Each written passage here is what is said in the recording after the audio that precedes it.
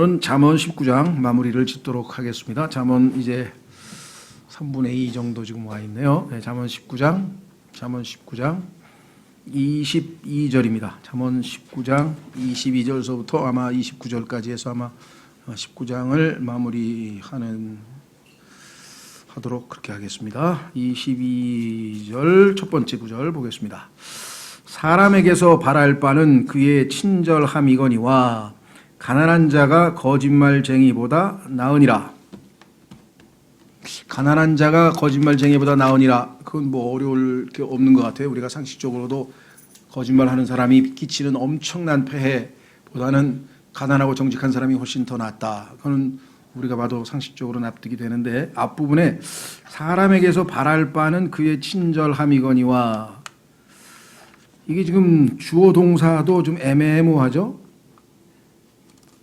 그러니까 해석이 분분해요. 그래서 자, 그래서 어떤 분들은 이게 어떤 사람이 있는데 그 사람에게서 우리가 기대하는 것은 그 사람의 친절함이다. 그러니까 내가 상대방한테 기대하는 것은 그 사람이 나에게 친절하게 대해주는 것 아니냐. 그렇죠? 이렇게 해석하시는 분도 있고, 어떤 사람이 바라는 바는 다른 사람에게 자신의 친절함을 이렇게 제공해 주는 것이다. 이렇게 또 해석하시는 분도 있고, 이게 이 대명사가 뒤에 있는 대명사가 누군지 그리고 앞에 있는 사람이 누군지에 따라서 상당한 그 해석의 폭이 유연해지고, 더더군다나 뒤에 나와 있는 그 his가 앞에 나와 있는 그 사람에 해당되는 거냐 아니면 딴 사람이냐. 근데 여기서 딴 사람은 안 나왔기 때문에 혹시 이게 그분의, 즉 하나님의 친절 아니냐, 또 이렇게 해석하시는 분이 있어요. 예를 들면은 두 렙돈, 다시 말하면 자기의 전 재산이었던 그 두 렙돈을 하나님께 헌금을 했던 그 과부의 경우에는 오직 바라는 것은 하나님께서 자신을 친절하게 대해주시는 것 이외에 무엇이 있었겠는가. 그렇게 해석을 하면 우리가 그렇지, 그분의 친절만이 우리에게는 유일하게 우리가 기대하고 바라는 바다, 이렇게 해석을 하는 반면에, 또 베드로는 가난했죠. 그런데 그 가난한 베드로가 더 낫다. 누구보다 당시에 그 베드로를 그 예수님 곁에 있던 베드로와 함께 재판정에서 재판을 하고 있었던 대제사장 가야바라고 하는 자가 있었는데, 그가 거짓 증인을 내세우고 해서 하는 짓들이 당연히 여기 나와 있는 아마 거짓말장애에 당연히 거기도 해당되겠죠. 그렇다면 가야바가 더 나은가 베드로가 더 나은가 봤을 때 당연히 가난한 베드로가 더 낫다. 그래서 그 베드로는 실제로 사도행전에서 보니까 그 이 연못에서 참 이 다리를 못 쓰고 이 불구의 처지에 놓여 있는 환자에게 다가가서 나사렛 예수의 이름으로 내가 너를 낫게 한다. 그래서 손을 잡아 일으켰잖아요. 그래서 친절을 베풀었다. 뭐 이렇게 해석도 하고 그래요. 그래서 여러 가지로 해석이 되는데, 일단 상식적으로는 이해가 되죠. 왜냐하면 어떤 사람이 그 사람에게서 기대하는 바는 당연히 나에게 친절하게 대해주기를 기대하지 나에게 악하게 대해주기를 기대하는 것은 아니라는 면에서 이해가 되고, 그런 면에서 봤을 때에는 친절한 가난한 사람이 거짓말하는 부자나 이런 사람들보다 훨씬 더 낫다. 그래서 지금 성경에서도 과부 얘기도 했고, 또 마리아, 즉 가난해서 짐승을 잡아서 하나님께 제물을 바치지 못하고 예수 그리스도의 탄생 직후 일주일 후에 이 헌물을 갖다 바칠 때 집비둘기, 즉 가난한 사람들은, 능력이 안 되는 사람은 비둘기를 바치라고 했던 구약의 율법대로 이제 비둘기를 갖다 바치는 것을 봤을 때 마리아 집이 가난했다는 것을 우리가 성경적으로 파악할 수 있는데, 그러한 마리아가 훨씬 더 아나니아와 삽비라 부부처럼 성령님을 속이고 자신의 전 재산을 바친 것처럼 이렇게 했던 그 사람보다 훨씬 뛰어나다. 뭐 이런 예문들을 성경에서 얘기를 합니다. 그래서 또 예수님께 다가왔던 현자들이 선물을 가지고 왔는데 그 선자의 선물이 큰 더 부자들보다는 더 낫다. 뭐 이런 예를 여러분들이 들은 거 보면은 1차적으로 하여간 우리가 이 가난한 사람의 친절이 부자의 이 속임수보다는 훨씬 더 낫다. 이렇게 해석들을 하고, 일단은 우리도 그렇게 받아들이는 것이 괜찮을 것 같습니다. 그래서 하여간 이 사람과 그의 친절함을 때 그가 누구냐에 따라서 약간의 해석의 차이가 있고 다만 얼마든지 융통성 있게 좀 넓게 다양한 적용을 우리가 해볼 수가 있다 이렇게 생각이 되고요. 두 번째 23절 주를 두려워함이 생명에 이르게 하나니 주를 두려워함이 지식의 근본이고 주를 두려워하는 사람은 주님을 받아들이고 믿고 따르게 되겠죠. 그런 의미에서 우리가 영원한 생명을 선물 받는 것도 포함되겠고요. 그것을 지닌 자는 흡족히 지내고 주를 두려워해서 하나님이 주시는 생명을 누리고 그 생명의 풍성함을 우리가 삶에서 누리게 되면 당연히 만족스럽게 만족하고 기뻐하고 행복할 수 있다. 우리 그리스도인들의 구원과 삶에도 적용이 가능하고 그다음에 재앙으로 징벌을 받지 아니하리라 했을 때에는 우리가 궁극적으로 마지막 지옥불에 내던져지지 아니하고 영원한 하늘나라에 좋은 곳으로 간다. 이렇게 해서 우리가 복음적으로 우리 그리스도인에게 제일 먼저 영적으로 우리가 잘 적용을 해 볼 수가 있습니다.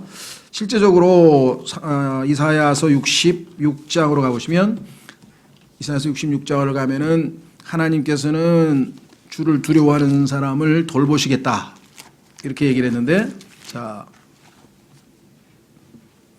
이사야서 66장 2절 이사야서 66장 2절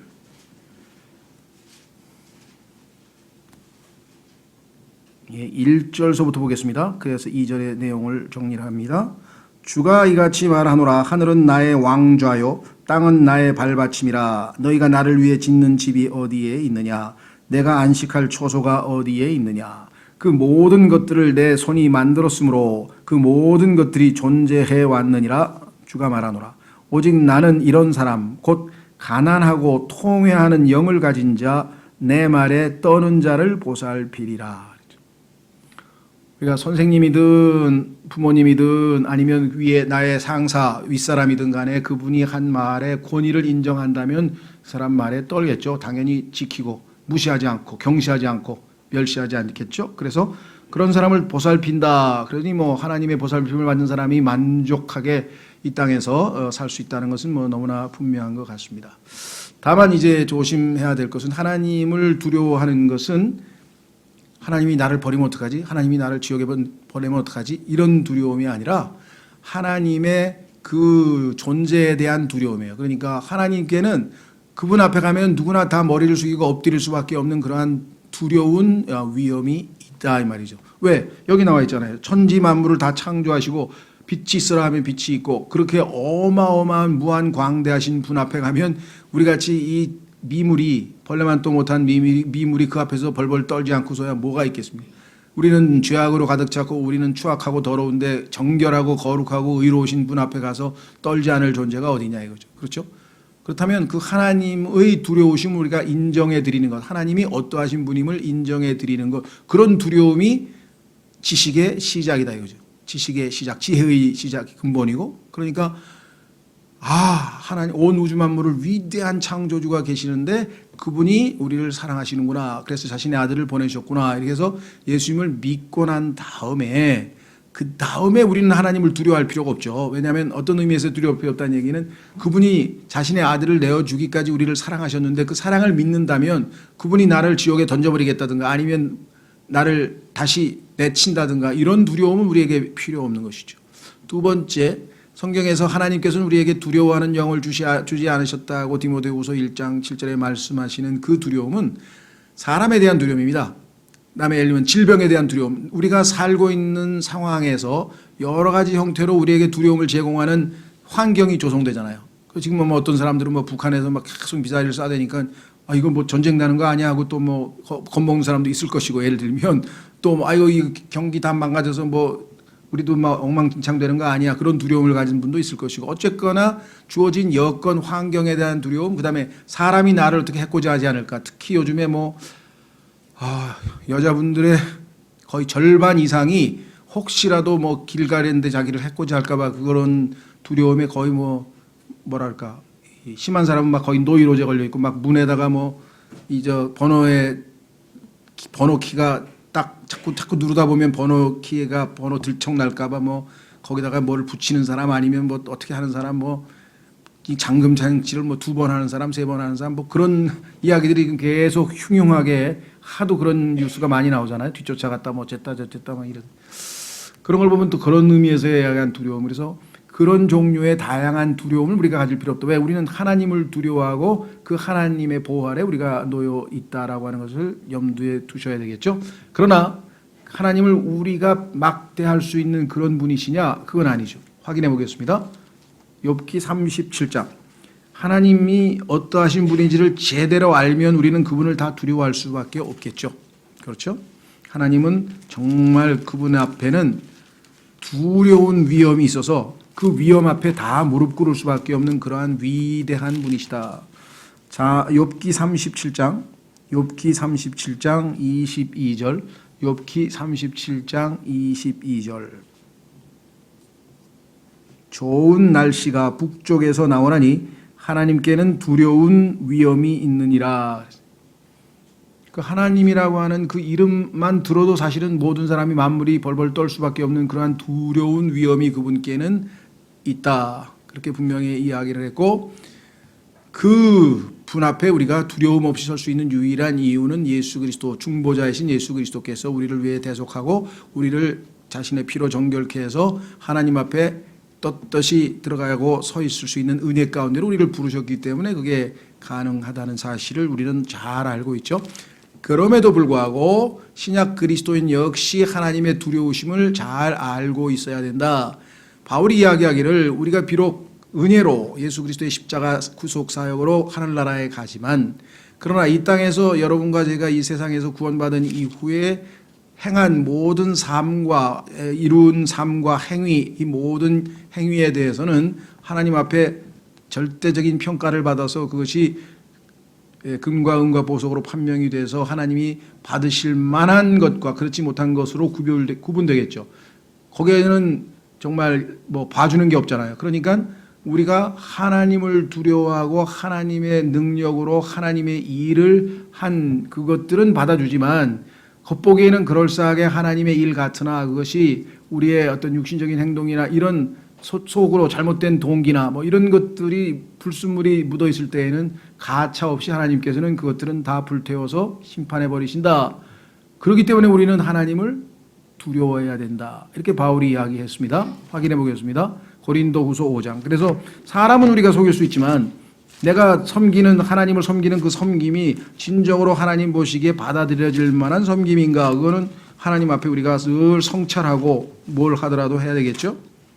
자, 고린도후서 5장.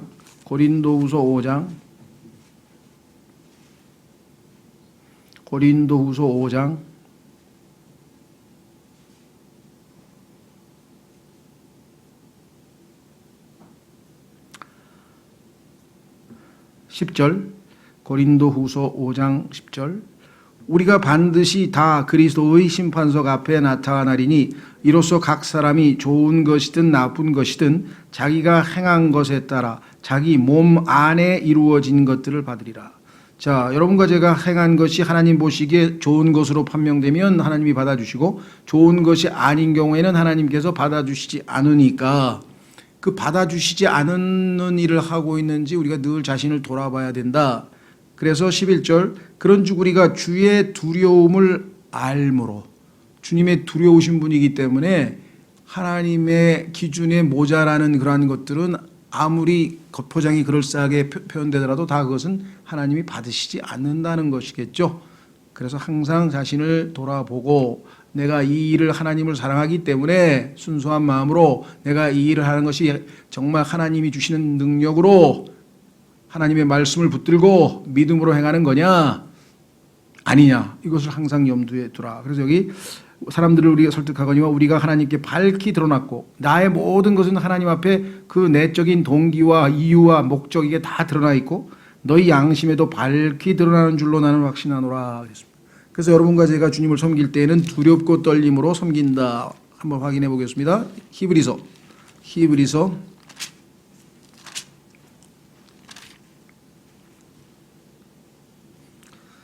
12장 28절. 히브리서 12장 28절. 히브리서 12장 28절. 그러므로 우리가 움직일 수 없는 왕국을 받을진대 은혜를 소유하자. 이 은혜를 힘입어 우리가 공경하는 마음과 하나님께 속한 두려움을 가지고 받으실 만하게 하나님을 섬길지니. 그렇죠? 그래서 두려움이라고 하는 것은 하나님을 향한 두려움은 항상 우리가 올바른 것이고 그 이외에 우리 주변에 있는 여건과 환경과 사람과 다른 모든 것에 대한 두려움은 하나님이 주시는 것이 아니라고 분명하게 말씀을 했습니다. 다시 돌아옵니다. 자, 그래서 하나님을 두려워하는 사람에 대한 축복에 대한 얘기가 잠언 19장 22절에 생명에 이르는 것뿐만 아니라 만족스러운 삶. 예수님도 말씀하셨죠. 내가 온 곳은 너희로 하여금 생명을 얻게 하고 첫째, 두 번째 풍성한 삶을 살게 하려 함이라. 여기도 마찬가지 두 번째 만족스러운 삶. 그 다음에 결과적으로 우리는 영원한 징벌로부터 벗어나죠. 재앙으로 징벌을 받지 아니하리라. 세 번째 24절 게으른 자는 자기 손을 품에 감추고 그것을 다시 자기 입으로 가져가려 하지도 아니하느니라. 게으름에 대해서는 아마 잠언에서 자주 여러 번 반복이 됐었는데요. 성경도 뭐 지금 잠언에서만도 몇 구절씩 찾을 수 있는데 이미 우리가 여러 번 봤기 때문에 길게 하지는 않고요. 다만 성경에서 보면 여기 보시면 자기 손을 품에 감추고라는 얘기는 손을 지금 이렇게 우리 지금 이렇게 팔짱을 낀 거예요. 그 밥이 여기 있는데 그걸 손으로 집어 먹으려고 하지 않아요. 그냥 그 정도로 게으른 사람이 얼마나 게으르게 아주 뭐랄까 표현이 굉장히 상징성이 강하죠. 예. 그냥 집어 먹으면 되는데 집어 먹질 않아. 그냥 팔짱만 끼고 앉아 있어. 누가 입에다가 뭐 떠넣어줘야 떠먹여줘야 되나? 뭐 이 정도로 게으른 것에 대해서 표현을 아주 했고요. 그 이외에도 지금 보면은 게으름과 관련지어서 상당히 많이 성경에 나오는데 그 중에서 몇 장, 23장만 하나 찾아봅시다. 바로 옆에 23장 2절, 23장 21절, 23장 21절. 술 주정뱅이나 음식을 탐하는 자는 가난하게 되며 잠자기를 좋아하는 자는 누더기를 입으리로다. 여기 지금 잠자기를 좋아하는 것, 이 게으른 사람인데요. 이 게으른 사람의 특징 중에 하나는 또 포식가가 많아요. 그렇죠? 네. 그래서 잠자고 음식을 탐하는 것이 성경에서는 연관되어져 나온다. 실제 우리 일상생활에도 인간도 마찬가지죠. 밥만 잔뜩 먹고 잠만 자면 뭐 살을 찌는 거 이외에는 다른 방법이 없는 것은 분명한 것입니다. 자, 그리고 신약에서는 일하기 싫어하는 문제에 대해서 그리스도인들에게는 열심히 노동해서 자기가 일한 만큼 먹으라고 데살로니가 후서에서 여러 번 강조했습니다. 그래서 이것을 데살로니가 후서에 나와 있는 것을 우리가 기독교 노동윤리라 이렇게 얘기를 합니다. 그러니까 크리스찬들은 예전부터 항상 부지런히 땀 흘려 일하는 사람으로 정평이 있었어요. 예, 인정을 받았어요. 그래서 사회에서도 항상. 왜? 성경적 가르침에 순응했기 때문에. 그러다 보니까 미국 같은 나라가 이 육체적인 노동에 대해서 우리나라보다는 훨씬 더 이 어떤 가치 평가를 높게 해줍니다. 뭐 우리 같은 경우는 예를 들면 내가 은행에 취직했다. 그래서 아침 은행 그 앞 창구에서 그 돈을 이렇게 입출금을 관리하는 그거 직업 일을 하고 있다. 그 편하게 에어컨 쐬면서 볼펜 뭐 아니면 요즘은 뭐 이렇게 컴퓨터 좀 두드리고 뭐 이렇게 하고 그 어렵지 않잖아요. 그렇죠? 예. 그리고 뭐 그 내용 자체가 어려운 게 아니잖아. 예. 그런 일을 하는데도 은행에 근무한다고 상당히 보수가 높은데 밖에서 뭐 그냥 땀 흘려서 막 땅 파고 뭐 삽질하고 막 이런 사람들 뭐 엄청나게 별로 보상이 없다 이 말이죠. 예. 그래서 우리나라 모르겠어요. 정확하게는 뭐 제가 모르겠습니다만은 제 짐작으로는 지금은 얼마인지 모르겠는데 얼마 전까지만 해도 예를 들면 은행에서 예를 들면 그 입출금 하는 사람이 $10를 받는다. 그럼 밖에서 삽 가지고 막 노동하는 사람 $15 줘요. 시간당. 그리고 쓰레기 치운 사람 $20 준다고. 왜? 제일 힘든 일을 하니까. 그게 합리적이잖아요.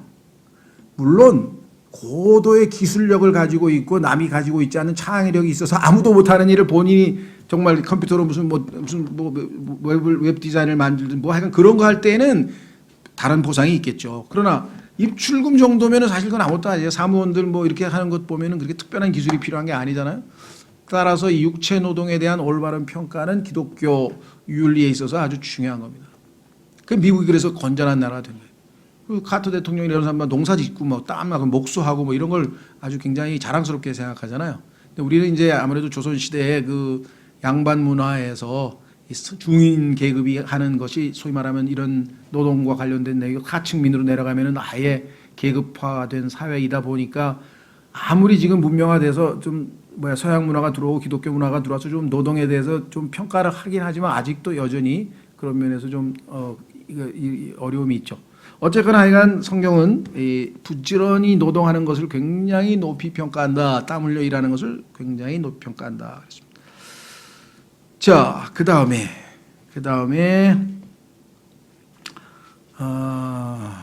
25절. 비웃는 자를 때리라. 비웃는 자를 때리라. 하나님의 말씀을 조롱하는 자, 진리를 조롱하는 자. 예수? 그래 너나 믿어라. 뭐 이런 사람들 있죠.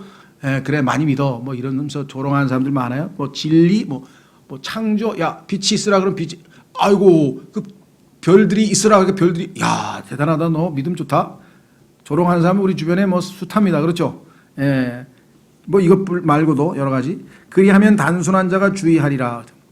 그러니까 진리를 비웃거나 윤리를 비웃거나 뭐 도덕을 비웃거나 아니면 정말 건전한 생각을 비웃는 그런 사람이 있을 때에는 소위 말하면 샘플로 한 사람을 딱 본을 보여줘서 이렇게 본때를 보여놓으면은 옆에 있던 어리석은 자가 겁을 먹어가지고 아이고 큰일 나겠네.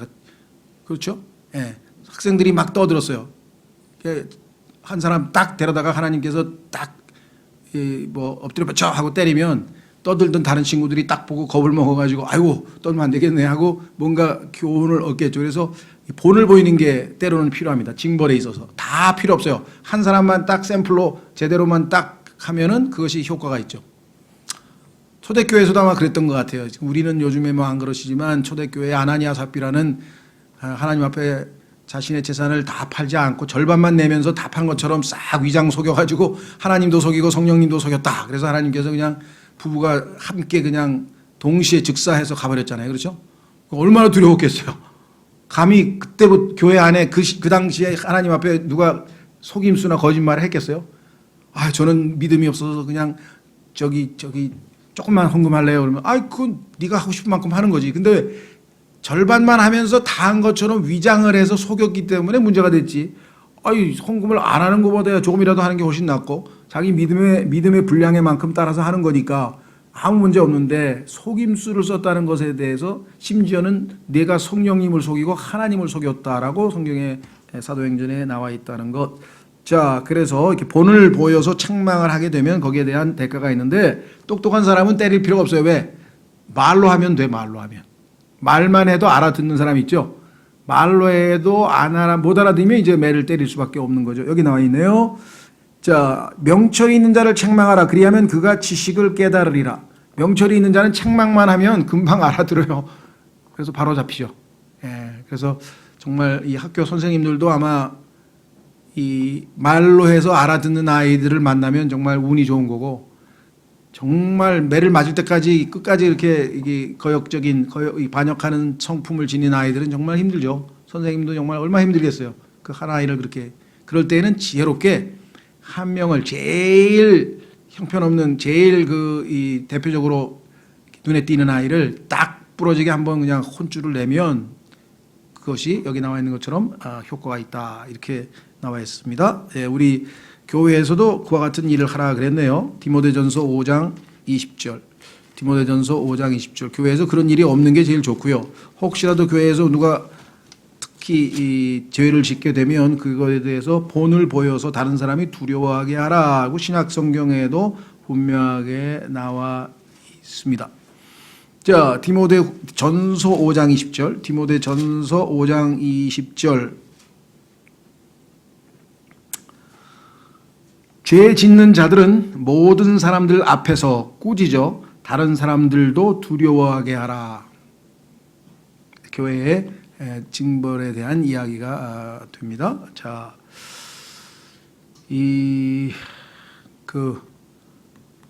말 꺼내기도 좀 민망스러운 그런 그 유명 목사들의 스캔들이 많잖아요. 뭐 돈에 관련된 사람, 그다음에 또 다른 스캔들에 관련된 사람.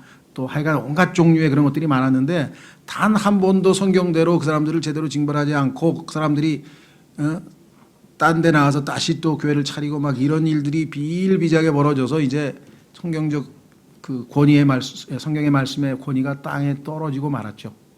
그렇죠. 참 안타깝습니다.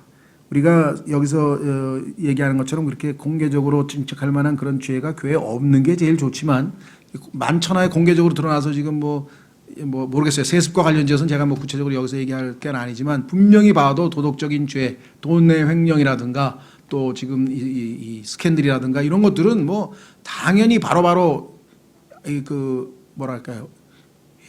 교단에서 목사 직분까지 다 더 이상은 사용 못하게 다 저기를 해야 되는데 그걸 갖다가 그냥 교회에서만 내보내고 그 사람이 딴 데 가서 또 그 목사 자격증 그대로 가지고 딴 교회 만들어가지고 또 나쁜 짓을 또 할 거 아니에요. 그렇죠.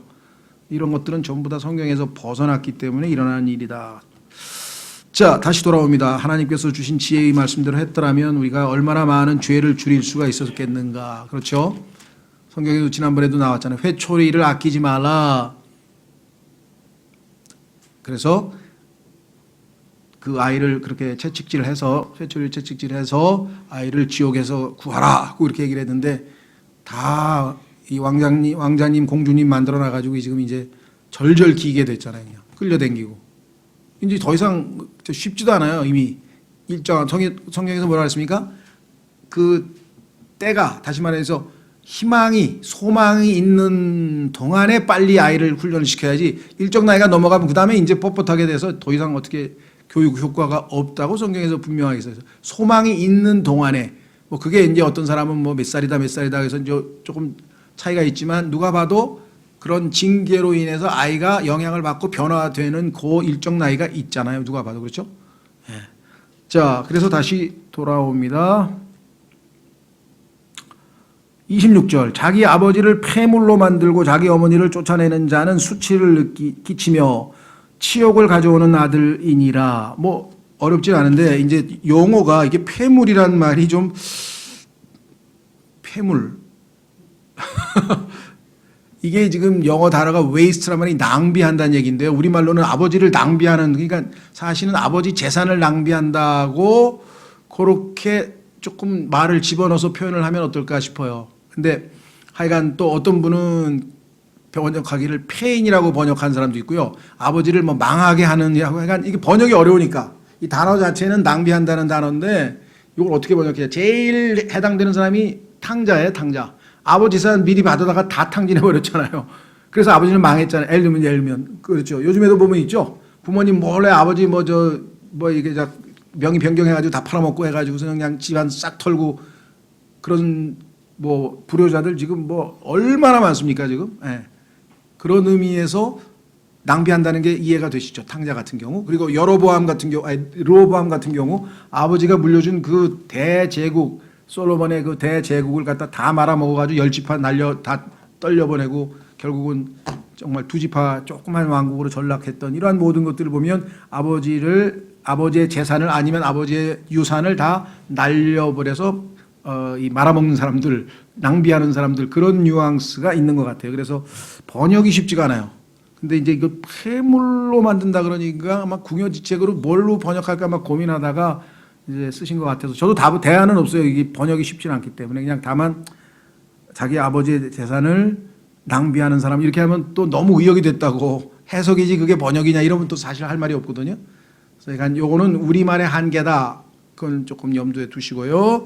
그래서 개역성경에는 아버지를 구박하는 사람이라고 하는데 그건 또 아닌 것 같아요. 아버지를 구박하는 거는 그건 재산 낭비하는 거하고는 좀 거리가 멀죠. 그래서 번역을 약간 다양하게 찾아보니까 다들 지금 뭐 구박했다, 망하게 했다, 폐물로 만들었다, 폐인이라고 한 사람이 있더라. 폐인. 근데 아버지가 폐인이 됐다는 얘기는 그 재산 때문에 폐인이 되는 건 또 아니잖아요. 뭐 술 먹고 사람이 폐인이 됐다든가 망가져서 알코올 중독 때문에 뭐 이런 건 있을 수 있는데 그래서 그냥 숙제로 남겨두겠습니다. 그러니까 의미 자체는 낭비한다 이런 뜻이라는 것을 기억해 주시고요. 그러니까 자기 아버지 재산, 유산 다 받아다가 다 낭비하고 뭐 이런 사람들이겠죠. 그다음에 자기 어머니를 쫓아내는 자는 그러면 아버지 유산을 물려받았으면 적어도 어머니는 돌봐야 될 거 아니에요. 그렇죠? 그랬더니 그냥 어머니도 다 보내고 돌보지도 않고 하는 그러한 사람들이 있는데 그런 사람들은 수치를 끼치며 그렇죠. 사람들에게 손가락질 당하죠. 그 다음에 치욕을 가져올 그렇죠. 아들이니라 그랬습니다. 그래서 신약에서는 뭐 여러분 잘 아시는 것처럼 분명하게 부모를 공경하라고 그랬고 부모를 공경하는 것에 대한 약속 장수에 대한 약속도 분명하게 나와 있고 구약에도 얼마나 자주 얘기합니까? 여러분들 우리가 잘 아는 10계명에 10가지 계명이 있는데 1번서부터 4번까지는 당연히 하나님과의 우리와의 수직 관계에 대한 얘기고 5번째 살인하지 말라, 그다음에 6번 간음하지 말라, 쭉 나머지는 다 대인 관계에 있어서 우리가 이웃을 사랑하라, 하나님을 사랑하고 이웃을 사랑하는데 5번 즉 4번과 5번 사이 죄송합니다. 4번과 6번 사이에 5번에 해당하는 것은 위로 아래로 다 걸리는 거죠. 부모를 공경하라는 얘기는 하나님께서 부모를에게 하나님의 권위를 위임해서 위탁해서 그 부모가 자녀를 다스리는 권위를 행사하잖아요. 그런 의미에서는 하나님과의 관계도 포함되고, 왜? 하나님이 부모로 만들어서 우리가 부모님을 공경하는 거지, 부모님이 훌륭하고 나를 막 훌륭하게 키우고 막 뭐 스펙도 많고 그냥 막 재산도 많고 그냥 막 누가 봐도 훌륭한 아버지이기 때문에 공경하라는 얘기가 아니라 하나님이 그냥 아버지로 세웠으니까 그 권위를 인정해 주라니. 왜? 하나님이 위탁한. 국가도 마찬가지죠. 지금 우리나라 대통령 뭐 사람마다 다 다르겠지만, 그러니까 뭐 안 좋아하는 사람, 뭐 무능하다는 사람, 별별 사람이 다 있지만 어쨌거나 허락하셨기 때문에 우리가 존경하라는 얘기지. 왜? 하나님이 세우셨으니까. 그렇죠? 예. 그러면 먼저 있던 대통령도 공경해야 되는데 왜 그냥 쫓아냈습니까? 그건 잘못한 거죠. 어쨌거나 공경을 해야 되는 건 맞는 거예요. 하나님이 세우셨으면은. 그래서 정당하게 이렇게 뭐라 그러나 그 다음에 하나님이 주신 제도에 따라 우리가 선거를 통해서 다른 사람, 더 나은 사람 우리가 뽑도록 그렇게 하나님이 만들어 놓은 제도죠. 자, 그래서 중요한 거는 그야말로 천륜, 우리가 보통 동양에서는 천륜이라고 했는데 가장 핵심적인 게 뭐냐? 하나님과의 관계, 대인 관계의 중간에 둘 다 연관되어 있으면서 인간에 있어서의 가장 근본적인 것은 부모를 공경하는 것이다. 잘났든 못났든 부모로 주셨기 때문에. 자, 그 다음에 27절 내 아들아 지식의 말씀들에서 벗어나 잘못하게 하는 훈계 듣기를 그칠지어다. 27절은 정말 우리가 실천해야 될 아주 중요한 덕목이네. 왜? 이대로 실천 안 하면 2단으로 빠지거나 3단으로 빠지거나 그러니까 이상한 데 가가지고 완전히 잘못된 길로 가버리는 거죠. 그렇죠. 그런 수단으로 사탄이 만들어 놓은 가장 효과적인 방식이 뭐냐? 놀랍게도 하나님의 여기에 나와 있는 말씀이죠. 그러니까 지식의 말씀, 하나님을 아는 지식의 말씀들에서 벗어나 잘못하게 하는 훈계는 이 세상에서는 굉장히 사람들이 존귀히 여기고 최고로 치는 가치, 즉 성경에서 하나님께서는 철학, 하나님의 말씀을 무력화시키는데 마귀가 가장 효과적으로 사용하는 수단이 뭐냐? 철학이라고 성경에 돼요. 철학. 그래서 철학을 조심하라. 한번 확인해 보겠습니다. 우리가 생각할 때는 철학 그거 똑똑한 사람들이 하는 거 아니야? 그렇습니다. 세상적으로 똑똑한 사람들은 철학에서 뭐냐? 우주의 기원, 빅뱅이다 이렇게 얘기하고 하나님은 없다 이렇게 얘기를 하죠. 그러면 그건 완전히 진리의 지식에서 벗어난 거 아니겠습니까? 자, 골로새서 2장에 가면 하나님께서 정말 놀라우세요. 세상 사람들은 철학 그러면은 가장 똑똑한 사람들이 하는 것이고, 굉장히 우리나라에도 뭐 동양 철학에 있어서 훌륭한 사상가가 많잖아요. 퇴계의 이황도 있고 뭐 율곡도 있고 뭐 대단한 분이 막 굉장히 많은데, 그런 사람들이 한 말 중에서 하나님의 말씀과 정면으로 배치되는, 즉 여기 나와 있는 것은 뭐예요? 잘못하게 이상한 대로 끌고 가는 이상한 사상과 교훈들이 얼마나 많으냐. 그거를 따르기를 그치라, 이거 스탑, 멈추지 않고서는 하나님을 따를 수가 없다는 거죠. 그래서 우리는 최종 권위가 하나님의 말씀인데, 골로새서 2장 8절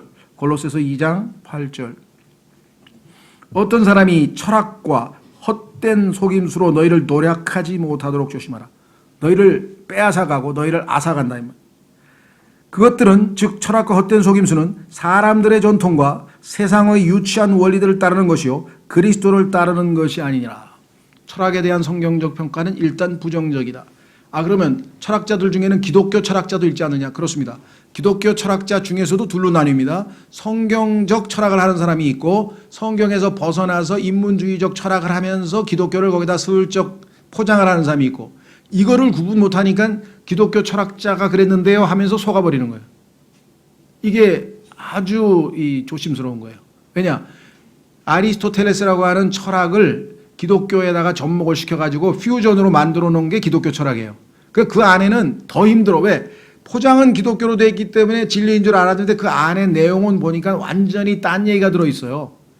더 위험하죠. 더 위험해. 아예 노골적으로 기독교를 안티로 나가면은 이거는 우리가 얼마든지 쉽게 조심할 수 있는데 그렇지 않은, 그래서 지금 신학교 안에서 가르치는 내용 중에 반성경적인 내용이 너무나 많이 들어가 있다. 왜? 기독교 철학으로 표장이 되어 있기 때문에. 기독교 교육학, 기독교 뭐 붙은 게 오히려 더 위험하게 된 것이 바로 이와 같은 이유 때문이죠. 자, 그 다음에 디모데전서 6장.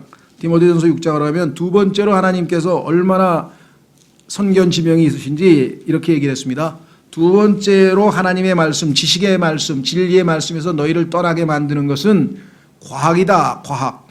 여러분 생각해보세요. 이 세상에서 제일 최고의 가치 있는 게 철학과 과학인데 그 두 가지가 하나님의 말씀으로 우리를 떠나게 만드는, 진리로부터 우리를 떠나게 만드는 가장 효과적인 수단으로 사용한다. 그렇죠?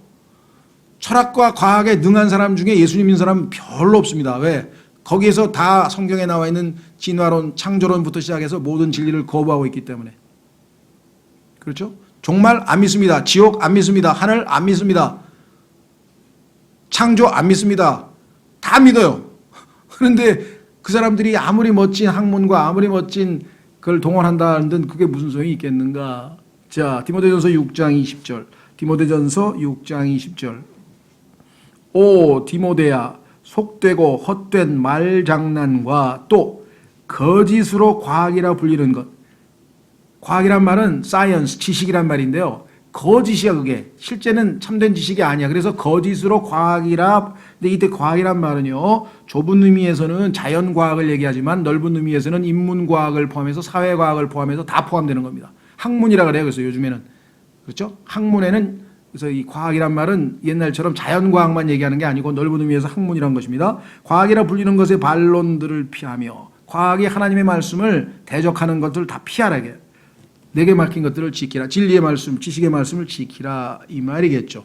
뭐 이거 이외에도 요즘에 뭐 세상 뭐 종교적인 사상도 있고, 그 다음에 뭐 도덕도 있고, 뭐 교육 철학도 있고, 뭐 하여간 인간의 전통도 있고, 지식의 말씀에서 벗어나게 하는 내용들이 이 땅에 인터넷과 뭐 AI와 뭐 데이터베이스를 포함해서 99%가 다 가짜입니다. 이게 지금.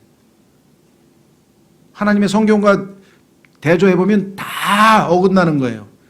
이 엄청난 것이 우리를 지금 완전히 막 폭탄처럼 뭐 신문, 라디오, TV, 그다음에 뭐 인터넷 뭐 어마어마하게 우리를 지금 학교에서 배우지, 직장에서 듣죠, 뭐 무슨 강연 듣죠, 나 신문에서 보죠, 막 이렇게 되면 웬만큼 성경적으로 체계가 잡혀 있지 않은 사람은 어떻게 걸러내냐 말이에요. 필터링을 해서 빨리 이거 성경과 어긋나는 것들을 쫙 걸러내야 되는데 걸러내지 못하고 그냥 맹목적으로 맞는 줄 알고 따라가는 경우도 허다한 거죠.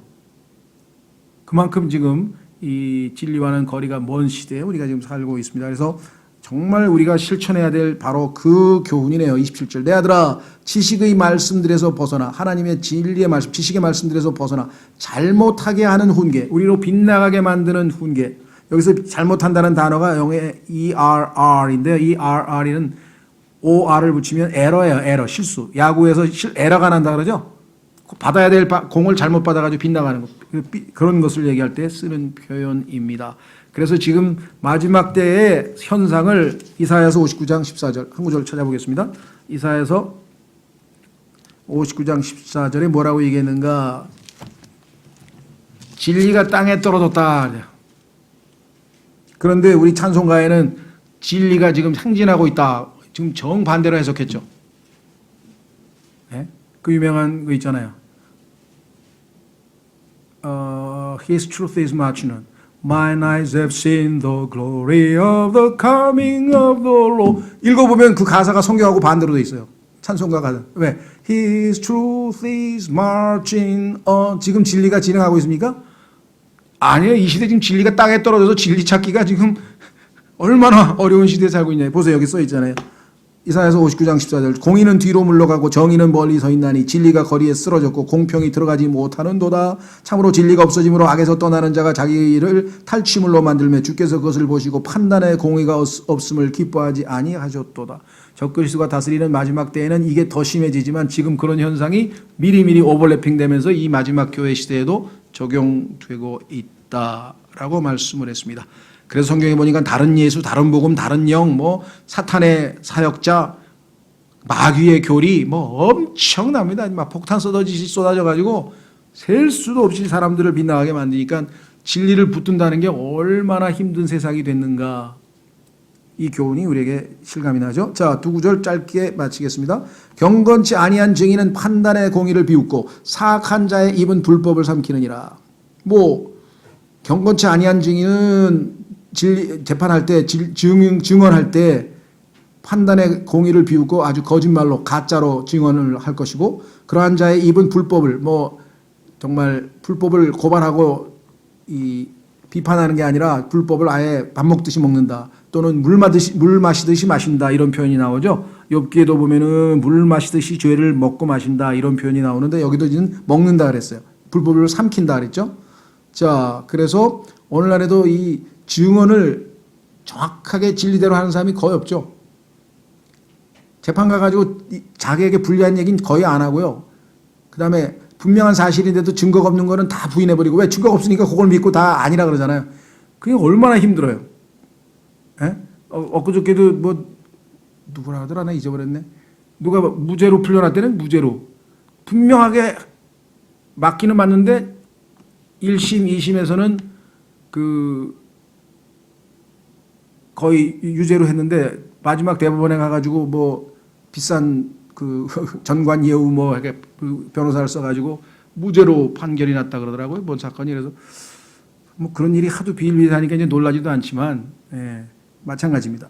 불법을 삼키느니라, 즐겨 아주 행한다 이 말이겠죠. 자, 그 다음에 마지막, 심판을 비웃는 자를 위해 예비되어 있으며. 예수, 너나 믿어? 예수쟁이다, 말만 많지.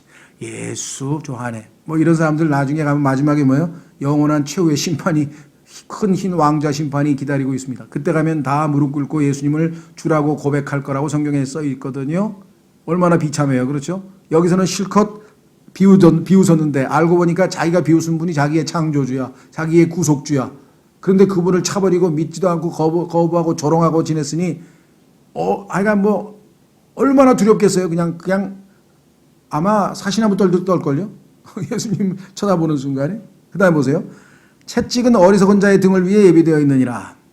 예, 어리석은 자는 어쩔 수가 없어요. 채찍을 맞아야 정신을 차리고 뭐라도 하나 하지.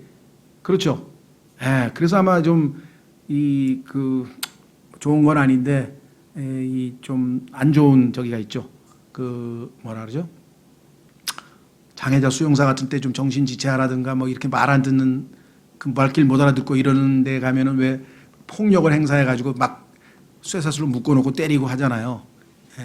그게 이제 사실은 그걸 여기다 적용하려는 게 아니라 그만큼 뭔가 어리석음에 자기 안에 갇혀 있는 사람은 그와 같은 어떤 벌로 체벌하지 아니하고는 방법이 없다는 거. 아까처럼 지혜로운 사람은 말만 해도 금방 알아들을 텐데 그게 되질 못합니다. 그래서 마지막에 종말론적으로 보자면 하나님의 채찍이, 심판이 임하는 자는 예수 그리스도를 거부하는. 왜? 성경에 보니까 마음에 이르기를 하나님이 없다 하는 사람, 그 사람이 어리석은 자라 그랬어요. 어리석은 자는 마음에 이르기를 하나님이 없다 했던 모든 사람들이 결국은 하나님의 심판과 대면하게 될 것이다 라고 하는 것을 우리가 충분히 이해할 수가 있겠죠. 자, 그래서 지옥, 뭐 한번 관광도 가볼 만하지 뭐 이런 사람이죠. 관광 간다. 지옥이 어떤지를 모르는 사람이죠. 그렇죠? 너 예수님 안 믿으면 지옥 가. 지옥? 거기 한번 가보고 싶은데 뭐 이런 사람들 요즘에 정말 무지몽매한 사람들이 있거든요. 네. 여기 나와 있는 것처럼 그런 사람들은 결국은 심판을 면할 수가 없습니다. 하나님을 두려워해서요. 어렸을 때 부모로부터 매를 맞고 자란 사람은요. 너 지옥에 가서 영원한 불에 탄다 그러면 그냥 충격을 받아가지고, 그렇죠? 네. 하나님 어떻게든지 내가 믿겠습니다. 이게 뭔가 이게 반응이 나올 텐데, 비웃는 자들은 대책이 없어요. 대책이 없어요. 근데 이미 이 세상에는 이미 양심이 꼬일 대로 꼬이고 뭐 하여간 모든 게 망가져가지고 종교 뭐 예수님 하나님 뭐 이런 소리만 들으면 그냥 빈정대는 사람들이 막 속출하고 있습니다. 지금 이 사회가 거의 마지막이 다 됐다는 것 중에 하나. 옛날 같으면은 그런 얘기를 들으면은 종교적인 문제에 대해서는 제가 아직 깊이 잘 모르지만 생각해 보겠다든가 뭐 이렇게 웬만큼 반응이 나오는데 지금은 거의 뭐 조롱조로 나오는 게 대부분이라고. 자, 그래서 우리는 29절까지 살펴보았고요. 이제 오늘 주신 말씀을 통해서 주님 이 지혜 말씀들이 단순히 우리의 지식과 머리에 정보로 저장되는 것이 아니라 주님께서 일상생활에서 이 말씀이 살아 역사에서 실질적으로 합당한 열매 맺는, 그래서 하나님을 영화롭게 하는 삶을 살 수 있도록 도와주십시오. 기도하겠습니다.